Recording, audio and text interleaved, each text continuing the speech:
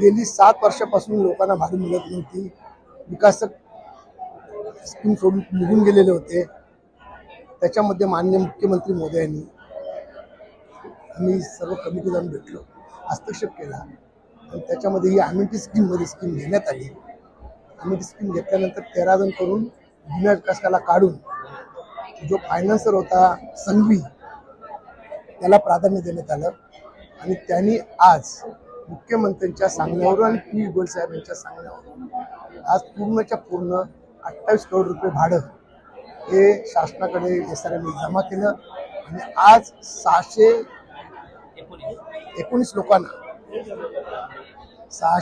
लोकांना वन क्लिकमध्ये त्यांच्या अकाउंटला 3.5 लाख रुपये भाडं त्यांना सुपूर्त झालेलं आहे. त्यामुळे लोकांमध्ये प्रचंड उत्साह आहे. त्याच्यामध्ये गरीब जनता राहत होती, त्यांना भाडं न मिळाल्यावरती फार हवादिल झाली होती. पण आजपासून हा प्रोजेक्ट पुन्हा सुरू करण्यात येईल. आज भाड्याची सुरुवात झालेली आहे. उद्या त्यांचं भूमिपूजन होऊन त्यांचं SRMचे बिल्डिंग बांधण्यास सुद्धा सुरू होईल. आणि माननीय मुख्यमंत्री महोदय आणि पियुष गोयल साहेबांचा मनापासून आभार आहे. याचा सातत्याने मी 5 वर्ष मी आमच्या असणारी सर्व कमिटी आणि असणारी जनता मी पाठपुरावा केला. त्या पाठपुराव्याला आज आम्हाला यश आले.